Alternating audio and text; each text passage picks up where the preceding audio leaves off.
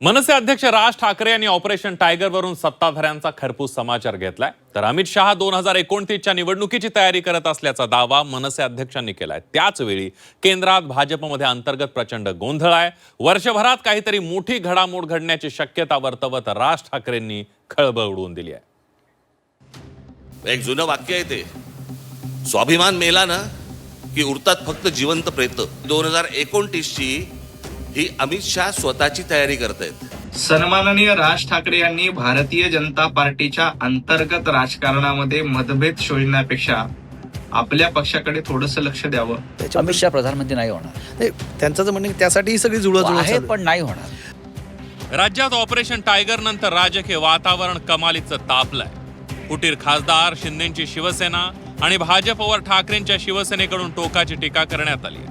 या खासदारांच्या फुटीवर मनसे अध्यक्ष काय बोलणार याकडे संपूर्ण महाराष्ट्राचं लक्ष होतं. मनसेच्या मुंबईत झालेल्या मेळाव्यात मनसे अध्यक्ष राज ठाकरे यांनी खासदार फुटीवरून सत्ताधाऱ्यांवर सडकून टीका केली आहे. ऑपरेशन टायगर नंतर सत्ताधाऱ्यांच्या टीकेचे धनी ठरलेल्या उद्धव ठाकरेंच्या मदतीला भाऊ धावून आल्याचं पाहायला मिळालं. दुष्काळाची स्थिती असताना फोडाफोडीत मूलभूत गोष्टी विसरतोय असं म्हणत राज ठाकरेंनी सत्ताधारी आणि फुटीर खासदारांना सुनावलंय.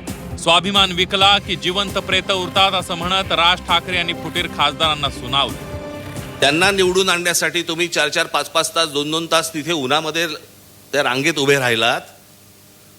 तो माणूस 50-100 कोटीसाठी म्हणून विकले जातात. त्यांना पुन्हा तुम्ही परत उभे करणार का? आत्ता जर समजा ते परत आले तर तुमची प्रतिक्रिया काय असणार त्याच्यावरती?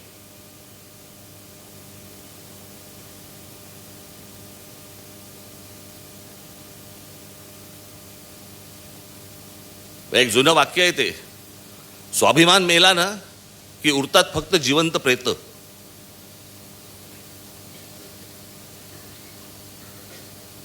आणि हे ज्या प्रकारचं राजकारण आता महाराष्ट्रामध्ये, देशामध्ये जे सुरू आहे, भविष्यातल्या येणाऱ्या पिढ्यांना आम्ही काय सांगणार आहोत? आम्ही विकले गेलो. आज अजून पाऊस पडलेला नाहीये.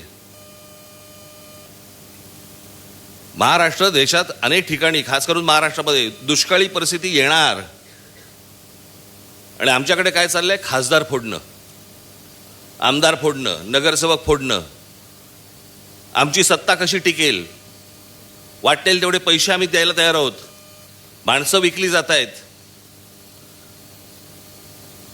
मला असं वाटतं राजकीय पक्षाच्या कार्यकर्त्यांनी या गोष्टींचा विचार करायला नाही पाहिजे, जनतेने करायला पाहिजे. तर अमित शहा हे 2029च्या लोकसभा निवडणुकीची तयारी करतायत असा दावा मनसे अध्यक्ष राज ठाकरेंनी केला. त्यामुळे शिवसेना युबीटीचे 6 फुटीर खासदार भाजपऐवजी शिंदेसोबत गेल्याचं राज ठाकरेंनी म्हटलंय. भाजपमध्ये अंतर्गत वाद असल्याचा दावाही मनसे अध्यक्षांनी केलाय. तर वर्षभरात त्याचा उद्रेक होण्याची शक्यताही मनसे अध्यक्ष राज ठाकरेंनी वर्तवली. म्हटलं केंद्रात सत्ता कोणाची? ते बोले भारतीय जनता पक्षाची. म्हटलं राज्यात सत्ता कोणाची? ते बोले भारतीय जनता पक्षाची. म्हटलं मग शिवसेनेचे 6 खासदार हे भारतीय जनता पक्षामध्ये न जाता शिंदेकडे का गेले?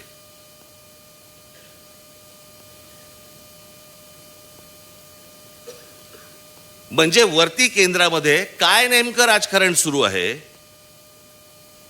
आणि 2029ची ही अमित शहा स्वतःची तयारी करतायत.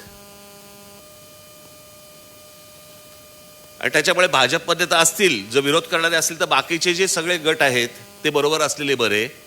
याच्यासाठीची नाही तर 6 भाजपमध्ये जाऊ शकले असते. ज्याला आपण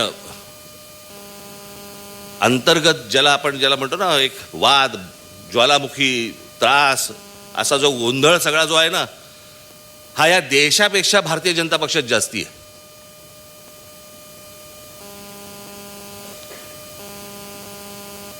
इतकं आतून सगळं त्यांच्याकडे पण पेटलेलं आहे. आत्ता फक्त नरेंद्र मोदी आहेत, एक तिकडे एक मॅग्नेट आहे, त्याच्यामुळे सगळं शांत आहे.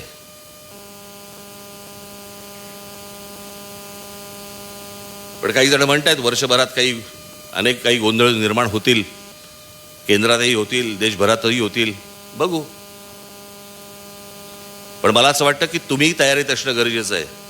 ज्या वेळेला वेळ येईल त्यावेळेला तुम्ही घट्ट जमिनीत पाय रोवून उभे असलेले मला दिसलेले पाहिजेत. तर राज ठाकरेंनी केलेल्या भाजपच्या अंतर्गत वादावरील टीकेला भाजपने प्रत्युत्तर दिलं. राज ठाकरेंनी भाजपच्या अंतर्गत राजकारणावर टीका करण्यापेक्षा आपल्या पक्षाकडे लक्ष द्यावं असा पलटवार भाजपनं केला. ज्या दिवशी राज ठाकरेंना भाजप कळेल त्या दिवशी त्यांचा राजकीय उदय होईल असा टोला भाजपनं लगावला. सन्माननीय राज ठाकरे यांनी भारतीय जनता पार्टीच्या अंतर्गत राजकारणामध्ये मतभेद शोधण्यापेक्षा आपल्या पक्षाकडे थोडंसं लक्ष द्यावं. मुळामध्ये आपल्या भाषणाचे मुद्दे संपल्यानंतर अमित भाई शहा यांचं नाव घेतलं की हेडलाईन होते, म्हणून कदाचित अमित भाईंवर अशा पद्धतीची टीका राज ठाकरे यांच्याकडनं केली असेल. ज्या दिवशी भारतीय जनता पार्टीची कार्यपद्धती विचारधारा तुम्हाला कळेल त्या दिवशी राजकारणामध्ये तुमचा आणि तुमच्या पक्षाचा उदय होईल. अमित शहा हे 2029च्या लोकसभा निवडणुकांची तयारी करतायत या मनसे अध्यक्षांच्या दाव्याला खासदार संजय राऊतांनी दुजोरा दिलाय. तयारी करत असले तरी अमित शहा पंतप्रधान होणार नाहीत असं भाकीत संजय राऊतांनी केलं. झी 24 तासच्या टू द पॉइंट या खास मुलाखतीत संजय राऊत यांनी यावर भाष्य केलं. तुम्हाला काय म्हणतात ते म्हणतात की ही 29ची तयारी आहे, अमित शहाची पंतप्रधान पदाची तयारी वगैरे. अमित शहा प्रधानमंत्री नाही होणार. नाही, त्यांचं म्हणणं की त्यासाठी ही सगळी जुळवाजुळव आहे चालू आहे. पण नाही होणार. तुम्हाला काय वाटतं, एक पत्रकार म्हणून राहतो, एक पॉलिटिकल ऑब्झर्वर म्हणून तुम्हाला काय वाटतं ऑपरेशन टायगर आत्ता का केलं गेलं असं जून महिन्यामध्ये? कारण बघा, एक कारण दिलं जातं की काय डिलिमिटेशनचं बिल आणायचं आहे, महिला आरक्षणाचं बिल आणायचं आहे, ते पास करायचं, पण त्याला अजून वेळ आहे आता. कारण राजकारणात टायमिंगला फार महत्त्व आहे.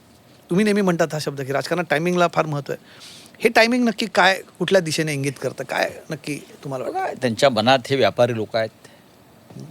त्यांना दोनच शब्द कळतात, प्रॉफिट अँड लॉस. त्यांना भविष्यातला कोणता लॉस दिसतोय आणि कुठला प्रॉफिट दिसतोय हे त्यांनाच माहिती आहे. त्यांच्या ज्या हिशोबाच्या वया आहेत त्या हिशोबाच्या वयात त्यांनी काय नोंदी केल्या किंवा करायच्या आहेत ते त्यांनाच माहिती आहे. व्यापाऱ्यांचं अनेकदा दोन वया चोपड्या असतात ना, एक खरी एक खोटी. तर त्यांना सर बघावं लागेल. ठाकरेंच्या खासदारांच्या फुटीवरून मनसे अध्यक्ष राज ठाकरे यांनी शिंदेच्या शिवसेनेसह भाजपवरही हल्लाबोल केला. सत्ताधारी केवळ फोडाफोडी करण्यात दंग असल्याचं म्हणत त्यांनी निशाणा साधलाय. तर वर्षभरात केंद्रात काहीतरी हालचाली होणार असल्याचं म्हणत मनसे अध्यक्षांनी खळबळ उडवून दिली. त्यामुळे खरंच वर्षभरात केंद्रात काही हालचाली होणार का याची राजकीय वर्तुळात चर्चा सुरू झाली. ब्युरो रिपोर्ट, झी 24 तास.